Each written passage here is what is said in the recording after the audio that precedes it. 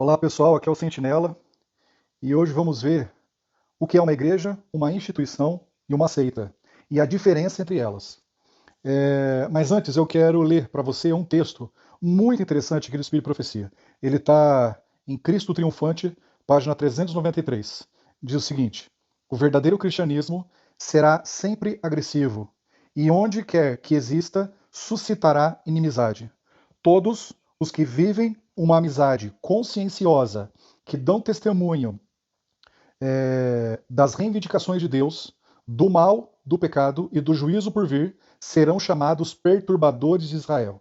Aqueles cujo testemunho desperta apreensão na mente, ofende o orgulho e suscitam oposição.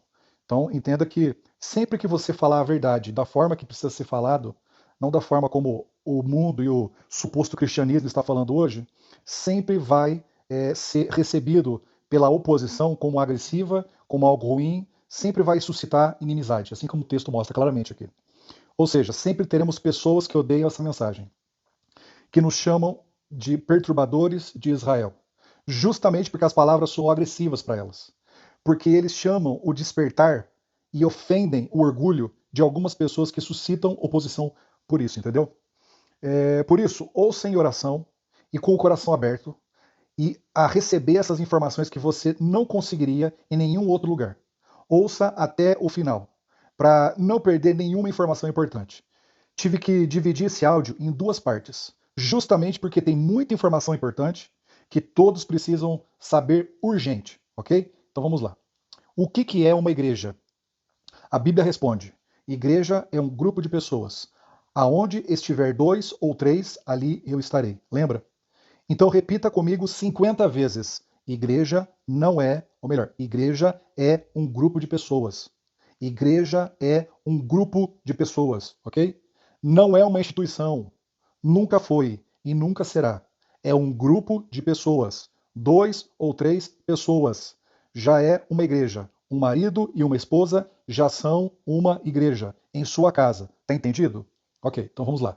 O que é então agora uma instituição? É um grupo de pessoas que pertenciam a uma igreja e que agora tomam controle dela.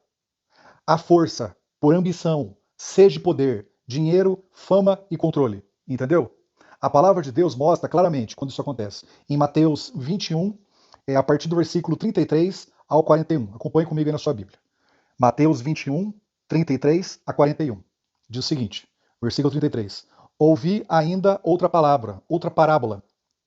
Houve um homem, pai de família, que plantou uma vinha e circundou-a de um valado, e construiu nela um lagar, e edificou uma torre, e arrendou-a a uns lavradores, e ausentou-se para longe.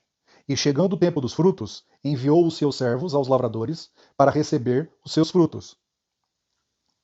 Versículo 35. E os lavradores, apoderando-se dos servos, feriram um, mataram outro, e apedrejaram outro. Depois enviou outros servos, em maior número do que os primeiros, e eles fizeram-lhe o mesmo. E eles fizeram-lhes o mesmo. Versículo 37. E por último, enviou-lhes seu filho, dizendo: terão respeito ao meu filho. Mas os lavradores, vendo o filho, presta muita atenção, disseram entre si: este é o herdeiro, vinde, matemo-lo, apoderemo-nos de sua herança. Muito, muito interessante. Vamos analisar a palavra apoderar-se. O que significa essa palavra? Nesse contexto, significa roubar, tomar posse, para serem os senhores, os reis da vinha. Perceba o que a palavra de Deus quer nos mostrar de forma bem clara. Perceba os paralelos. A igreja se transforma numa instituição quando os falsos pastores perdem de vista quem é o dono da vinha. Eles querem ser donos da vinha e fazem qualquer tipo de maldade para conseguirem o que querem. Inclusive, se for preciso, matam até mesmo o próprio Deus, o dono da vinha, se fosse possível. Quando a ambição e a sede por poder, dinheiro e fama sobem à cabeça dos líderes da instituição e eles decidem matar e destruir a palavra de Deus, decidem seguir seu próprio caminho, em rebelião contra o dono da vinha. Nesse momento, eles transformam a igreja do Senhor numa instituição, apenas uma empresa que tem como objetivo crescer, expandir, fazer muito dinheiro, muitos imóveis, muitas conexões políticas, ter muita fama e ter muito poder. Deus não é mais algo a se prezar. Eles não querem mais prestar contas ao Senhor da vinha. Eles querem luxo, muito dinheiro, poder e fama. E para isso, a partir de um certo momento, eles começam a usar Deus e a Bíblia somente como simples ferramenta de controle e crescimento. Nada mais. Somente ferramentas, sendo alimentados por papagaios que também perderam de vista quem é o verdadeiro dono da vinha e como ele ordenou que o trabalho fosse feito. Você está entendendo o paralelo até aqui? O que é a herança que os pastores da instituição querem? O que é essa herança? Que o próprio texto falou para nós. Pense bem. O que é essa herança? Exatamente. A herança não é somente dinheiro, poder e fama, mas principalmente as pessoas, os membros. Quanto mais na ignorância um falso pastor da instituição mantém seus membros, mais eles conseguem manter essa herança. Entendeu? Se não houver pessoas dentro dos templos para o sustentar financeiramente e com a sua presença, esses servos do diabo, eles perdem a razão de existir. Eles perdem o poder sobre a herança. Você entendeu? Esses demônios só existem e se perpetuam no poder porque seus papagaios dão o suporte que eles precisam. E por isso eles acabam fazendo parte do problema e serão destruídos junto com seus pastores de estimação no final. E isso não precisa ser muito inteligente para entender. É claro e óbvio. Então, continuando aqui. Versículo 39 diz o seguinte: E lançando mão dele, quem? Os falsos pastores. O arrastaram para fora da vinha e o que aconteceu? O mataram. Versículo 40. Quando, pois, vier o Senhor da vinha, o que fará aqueles lavradores? Preste muita atenção agora, porque isso aqui é de extrema importância. Versículo 41. Dará afrontosa morte aos maus e arrendará a vinha a outros lavradores. Outros lavradores, que a seu tempo lhe deem os frutos. Amigo, isso aqui é muito, muito claro, hein? Jesus aqui dá a sentença, confirmada também em Lucas 20. Ele diz: Eu vou destruir essa instituição. Eu vou passar a minha vinha, a outros trabalhadores. Muito interessante. Quem são eles? Quem são esses outros trabalhadores? O Espírito de Profecia fala claramente que quem vai terminar a obra do Senhor nessa terra serão os chamados leigos, que na verdade, de leigos não tem nada. Eles têm muito, mas muito mais conhecimento bíblico, teológico e comunhão pessoal com Jesus do que a maioria esmagadora dos supostos doutores da lei. O problema é que a maioria dos papagaios escolhem não acreditar nessa realidade e continuam achando que a instituição é a menina dos olhos de Deus, quando claramente o Senhor não fala isso. A menina dos olhos de Deus é a igreja. Igreja, o que é a igreja? Um grupo de pessoas. E quem vai terminar a sua obra é exatamente ela, um grupo pequeno, muito pequeno, de fiéis que não estão casados com instituições religiosas, somente com o dono da vinha. Em Apocalipse 14, 1 a 4, diz algo muito interessante e claro. Versículo 1, vai acompanhar comigo aí, Apocalipse 14, de 1 a 4. Versículo 1. E olhei, e eis que estava o Cordeiro sobre o monte Sião, e com ele 144.000, que em suas testas tinham escrito o nome da sua instituição. É isso que está escrito aí? O nome da sua instituição? Não. Está escrito assim, ó, o nome do seu Pai. Olha que interessante isso aqui. Versículo 2. E ouvi uma voz do céu, com uma voz de muitas águas, e com uma voz de um grande trovão, e ouvi uma voz de harpistas, que tocavam com as suas harpas. Versículo 3. E cantavam um cântico novo diante do trono, e diante dos 4 animais e dos anciãos. E ninguém podia aprender aquele cântico, senão os 144.000 que foram comprados da terra. Agora veja essa parte que é muito interessante. Versículo 4. Estes são os que não estão contaminados com mulheres. O que é isso aqui? Isso aqui é doença venérea, doença sexual, que eles não estão contaminados com mulheres? É isso que quer dizer isso aqui?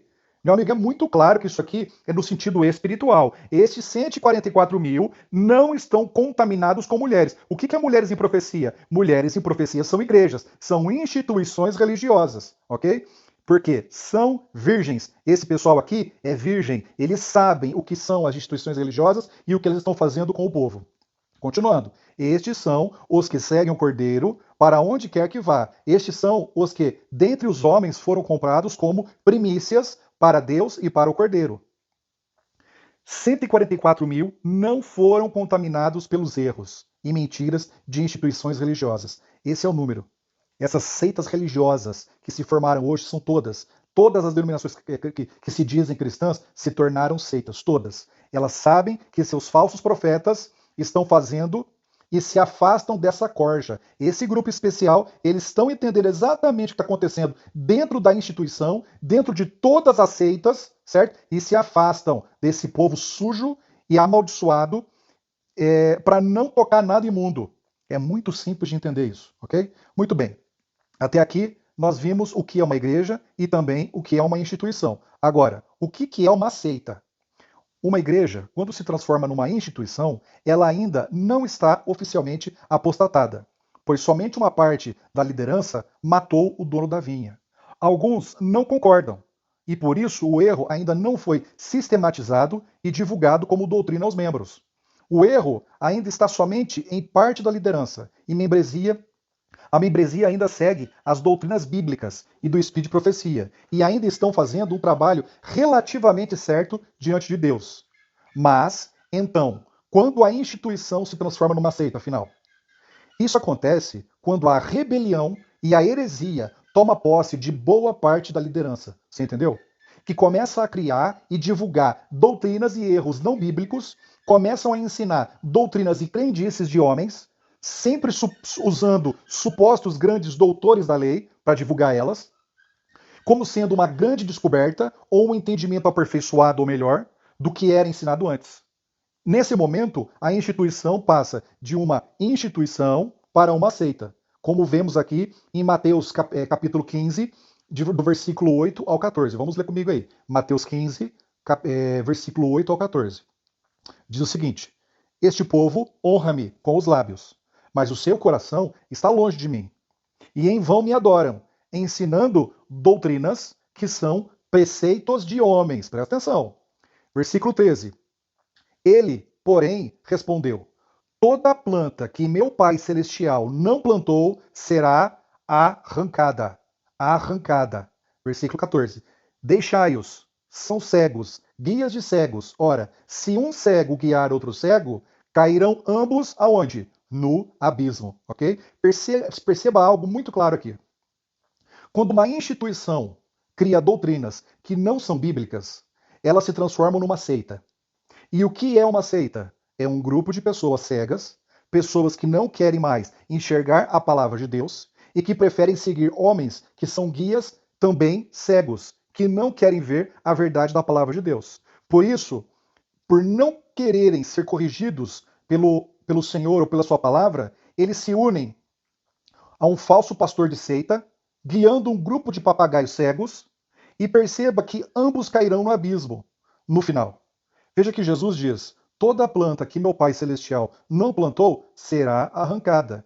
Que planta é essa? Essa planta, meu amigo, é o que Deus não plantou e será arrancada no final? É o joio, plantado pelo inimigo de Deus no meio da instituição. Perceba agora a palavra deixai-os. Quem está deixando quem aqui? Presta muita atenção nisso aqui. Esse é o Espírito Santo de Deus, que depois de muito tentar mostrar a verdade para a liderança rebelde e seus papagaios cúmplices, que não querem ouvir a verdade, nesse momento, então, eles cometem o pecado contra o Espírito Santo. E ele se retira daquela instituição, que se tornou uma seita rebelde e abominável. Ou seja, o Senhor não está mais nos cultos, nos seus cultos, não está mais influenciando a instituição. Mas não para por aí. O deixai-os também é Jesus falando para os seus seguidores fiéis de verdade. Esse é o sai dela, povo meu. O Senhor pede para que o seu povo se afaste desse grupo para não serem contaminados pelos seus pecados. Como você pode deixar algo estando ainda junto dele? Me responde isso. Me explica como uma pessoa está obedecendo ao Senhor que pede para deixarmos os líderes e seus papagaios longe de nós, quando essa pessoa continua junto deles. Meu amigo, já passou da hora de acordar. Misericórdia, as pessoas não estão pensando mais. Estão se comportando como crianças mimadas e incapazes de raciocinar. Se permanecer assim, serão destruídas em breve. Não tenha nenhuma dúvida sobre isso. O Senhor é misericordioso, mas não é bobo, ok? Em Review and Herald, do dia 5 de julho de 1906, diz algo muito interessante aqui. Reúnam, isso aqui é o Espírito de Profecia falando, hein? Reúnam vossos filhos em suas próprias casas. Afaste-os daqueles que desrespeitam os mandamentos de Deus, que ensinam e praticam o mal. Saia das cidades o mais rápido possível. Amigo, você precisa de algo mais claro que isso. Ela está falando claramente, o Espírito Santo de Deus, o Espírito de Deus, o Espírito de profecia diz, reúnam vossos filhos em suas próprias casas. Afaste-os daqueles que desrespeitam os mandamentos de Deus, que ensinam e praticam o mal. Saia das cidades o mais rápido possível. Outro texto aqui, que está em Testemunhos Seletos, volume 2, página 337. Homens e mulheres estão nas últimas horas da graça. E, no entanto, são descuidados e ignorantes, e os pastores não têm poder para despertá-los. Eles próprios dormem, pregadores sonolentos pregando a um povo adormecido. Olha a situação que está a instituição hoje. Na história da instituição do Israel moderno, quando Deus levanta em 1863, era uma igreja linda, cheia de potencial, amada por Deus, a última denominação religiosa que o Senhor levantou e levantará sobre a terra. Ela era, sim, a menina dos olhos de Deus. Mas, infelizmente, todas essas vezes que o Senhor levantou um grupo de pessoas para serem chamados de sua igreja na terra, na história terrestre, pouco tempo depois, a liderança e os membros vão, pouco a pouco, se desviando da verdade pura e simples e começam a se envaidecer e se rebelar contra a verdade e a missão. Nesse caso, isso começou a ser visto logo depois de 1888. A sede de poder, dinheiro e fama começou a aparecer e uma nova liderança começou a se unir contra a palavra de Deus e o Espírito de Profecia. Isso foi algo tão notável que o Espírito de Profecia começou a ser perseguido antes mesmo da serva do Senhor morrer, ao ponto de, nos últimos anos da sua vida, ela precisar tomar algumas providências para que os seus escritos se tornassem de domínio público, para que assim a instituição não tomasse controle desses escritos, e assim fossem os únicos a poderem publicar suas obras, pois se isso acontecesse, todos os que fossem querer usar os seus escritos precisariam assim pagar para a instituição os direitos de uso. Imagine o que esses demônios, fantasiados de pastores, teriam feito com esse poder. Só imagine. Mas isso é um outro assunto. Ela ainda foi instruída por Deus para direcionar seu dízimo para pessoas que a instituição não queria ajudar e que era fundamental naquela época dar o suporte para a propagação do evangelho. Ela instruiu centenas de líderes a se afastarem da liderança e da instituição, que queriam controlar todos os ramos da obra, coisa que fazem ainda hoje. E por aí vai. Depois da morte da profetisa do Senhor, a instituição apodreceu espiritualmente numa velocidade surpreendente. E isso aconteceu na mesma velocidade que eles faziam cada dia mais dinheiro e expandiam a sua instituição pelo mundo todo. A vaidade subiu muito para a cabeça dos demônios na liderança, e isso aconteceu de tal forma que em 1957 eles dão o passo final, a transformando da instituição numa seita. Através do livro Questões sobre Doutrina, aonde publicaram para todo mundo ver, tanto dentro quanto fora da instituição, que a sua rebelião era oficial diante de todos e do universo. Eles tinham finalmente escolhido Barrabás, o papado, para os conduzir ao fundo do poço. Pegaram então o herdeiro da vinha, arrastaram para fora de seus templos e o crucificaram mais uma vez. Assim como seus pais fariseus fizeram. Eles, nesse livro diabólico oficial e muito estudado pelos seus líderes, mudam completamente a base essencial do que é ser a Igreja do Senhor, a menina dos olhos de Deus, especial e com uma mensagem única. Eles mudam ali, naquele lixo de livro, a correta definição do pecado, a correta natureza humana de Cristo, quando a expiação se encerra, e também a correta autoridade da profetisa do Senhor.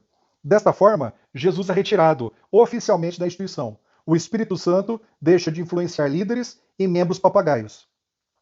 E ela se entrega a uma apostasia aberta, focada apenas no lucro, na fama e no poder. Na verdade, o livro foi criado justamente para que a instituição continuasse a ter um bom status para continuar crescendo em riqueza, poder e influência, aonde ela poderia continuar sendo dona da vinha e crescer seu reinado, se unindo às filhas de Babilônia e supostamente ter o respeito e a aprovação delas. Ou seja, o livro, na verdade, um documento oficial para o mundo todo, que quem manda nessa instituição não é Deus, mas sim os falsos pastores. Custe o que custar para eles.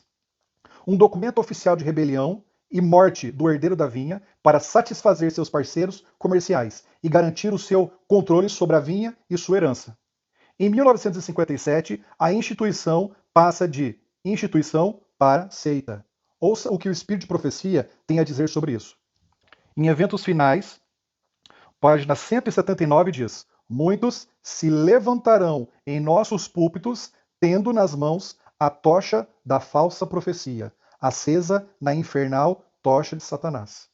Em Mensagens Escolhidas, volume 1, página 204, diz o seguinte: o inimigo das almas tem procurado introduzir a suposição de que uma grande reforma devia efetuar-se entre os adventistas do sétimo dia, e que essa reforma consistiria em renunciar às doutrinas que se erguem como pilares de nossa fé. Presta muita atenção no que você acabou de ouvir aqui, hein?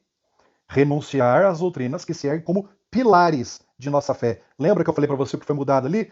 Correta definição de pecado, a correta natureza humana de Cristo, quando a expiação se encerra, a correta autoridade da profetisa do Senhor. Quando isso aconteceu? Em 1957, ok? Então ela está falando aqui pilares da nossa fé.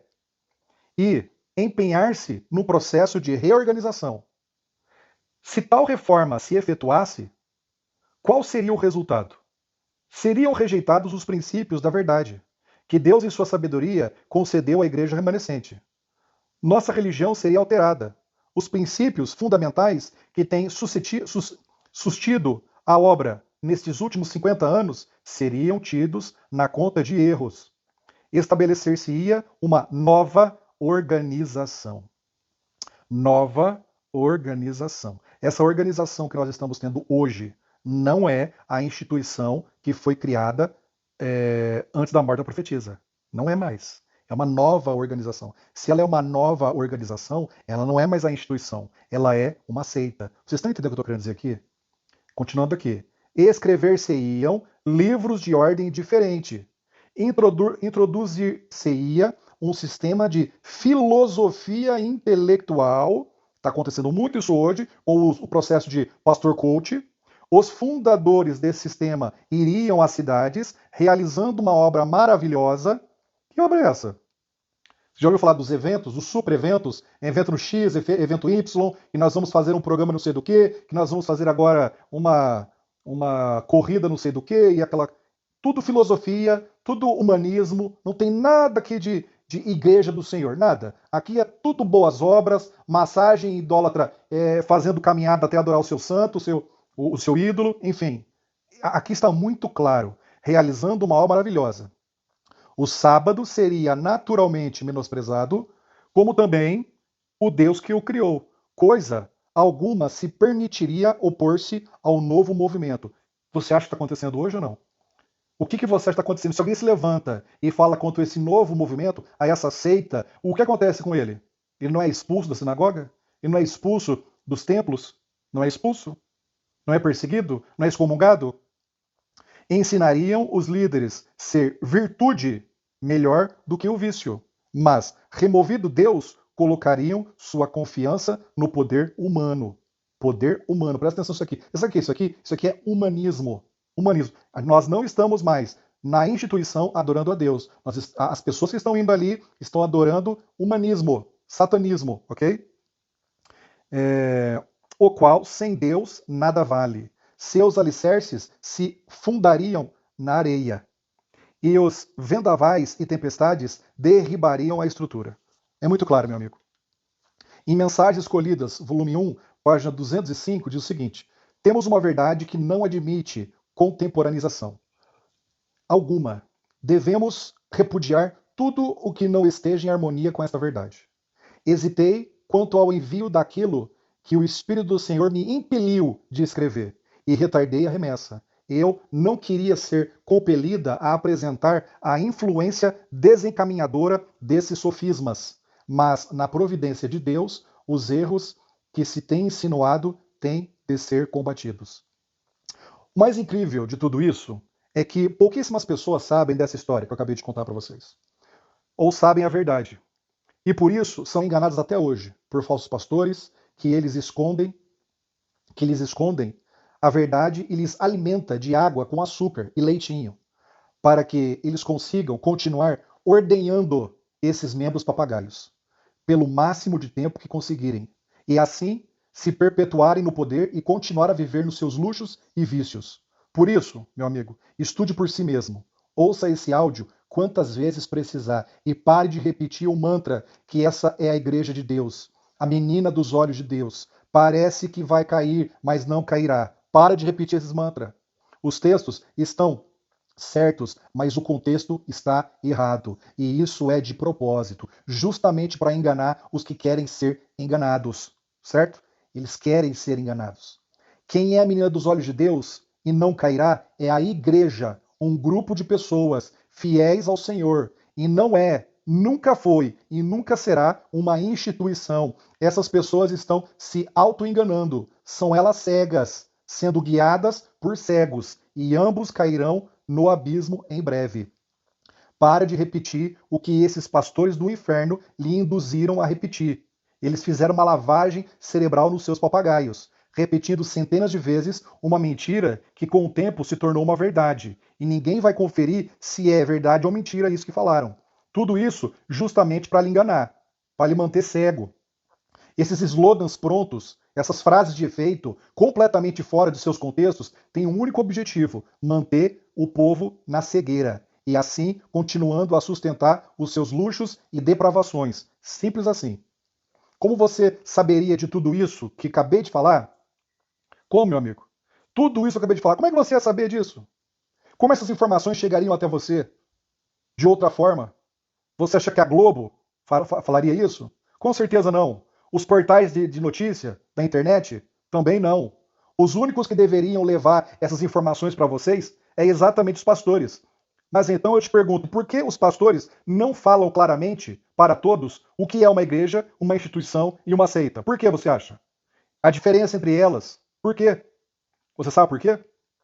Porque eles sabem que se eles lhe informarem isso, você saberá que você pertence a uma seita e nem percebeu. E que você está sendo enganado desde sempre. Simples assim.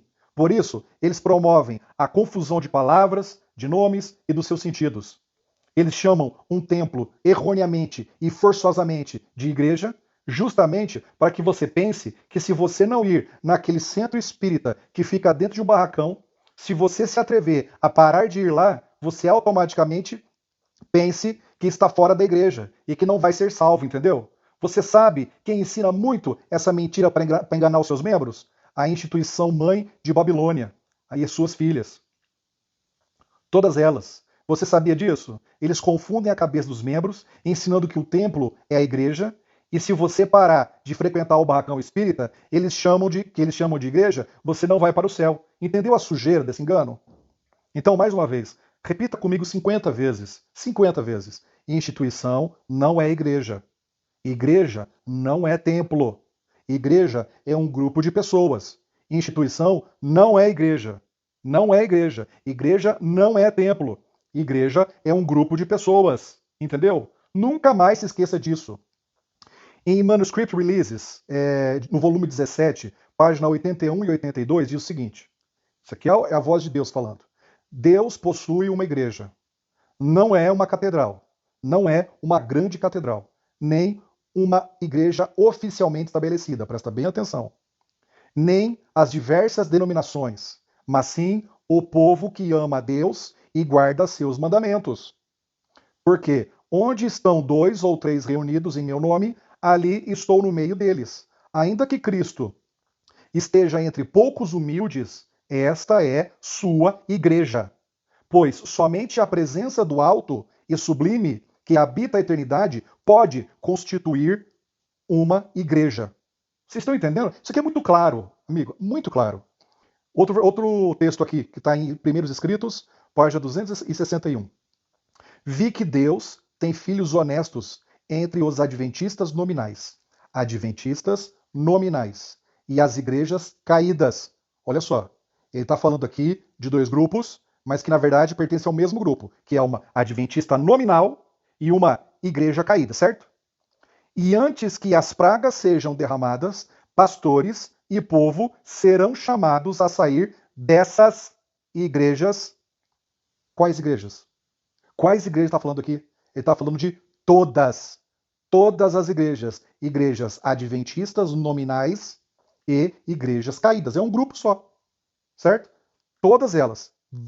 E alegremente receberão a verdade. Ou seja, na instituição hoje não se encontra a verdade. Entenda o que o Espírito está falando aqui. Porque para você receber essa verdade, que esse pequeno grupo vai sair dela, ele vai receber a verdade quando ele sair. Você está entendendo a situação aqui? Depois pegue de novo aí, anota aí, Primeiros Escritos, página 261, e você vai ver lá direitinho, e o contexto. E alegremente receberão a verdade. Satanás sabe disso, e antes que o alto clamor da terceira mensagem angélica seja ouvido, ele suscitará um despertamento nessas corporações religiosas, a fim de que os que rejeitaram a verdade pensam que Deus está com eles. Olha que interessante. Ele espera enganar os honestos e levá-los a pensar que Deus ainda está trabalhando pelas igrejas. Mas a luz brilhará e todos os honestos deixarão as igrejas caídas e tomarão posição ao lado dos remanescentes. Vocês estão entendendo aqui ou não? Igrejas caídas e os remanescentes, a última igreja de Deus ela é invisível, ela não tem placa de denominação. Ela é composta de pessoas que guardam os mandamentos de Deus, incluindo o sábado, e têm a justificação de Jesus, a fé de Jesus. Amigo, isso aqui é muito claro. Adventistas nominais e as igrejas caídas. Entenda isso. Em eventos finais, página 156 diz: temos muito mais a temer de dentro do que de fora. Os obstáculos à força e ao êxito são muito maiores da parte da própria igreja do que do mundo. Eu colocaria aqui da própria instituição do que do mundo. Não precisa falar mais nada, né? Então, meu amigo, pare de ser enganado e continuar indo a um centro espírita e se submeter a você e sua família às cenas mais grotescas, rebeldes e satânicas que você pode presenciar dentro de um templo. Tudo isso em nome de uma falsa afirmação de que se você não presenciar tudo isso, você não vai para o céu. Pense um pouco no tamanho dessa maluquice diabólica, nesse masoquismo espiritual. Isso mesmo, masoquismo espiritual. É isso que esses indivíduos que sabem a verdade e estão fazendo em si e na sua família o prazer de sofrer e de se sentir constantemente aborrecidos pelas mentiras e abominações praticadas dentro dos templos e eventos da instituição. Uma dor horrível, autoafligida, que as pessoas parecem gostar de sentir quando vão aos cultos nos templos da instituição, só porque foram induzidas pelos falsos pastores a pensar nos mantras criados por eles, para prender os membros ali, naquele centro espírita. Mantras do tipo: o templo é a arca de Noé, o cheiro é muito ruim aqui dentro, mas lá fora está a tempestade. Ou ainda, a profecia disse que a instituição iria balançar, mas não afundaria. Ou talvez a famosa frase mantra pastoral: a instituição tem muitos erros, mas precisamos permanecer nela, pois Deus vai tirar o joio e só vai ficar o trigo. Já ouviu essa ou não? Essa é famosa agora. Amigo, quanta falta de entendimento, quanta falta de contexto, quanta infantilidade espiritual. O que vai balançar e não vai afundar é a igreja. Igreja não é a instituição. Deus irá tirar o joio da igreja e não da instituição. Até quando essas pessoas irão usar desculpas e frases de efeito criadas por demônios fantasiados de pastores para não cumprirem seu dever e se afastar dela, povo meu? E não tocar nada imundo. Até quando?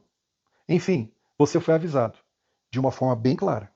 Vamos continuar na parte 2, onde iremos analisar de uma forma mais profunda esse assunto em Samuel no capítulo, em 1 Samuel, no capítulo 2. Ok? Até a próxima.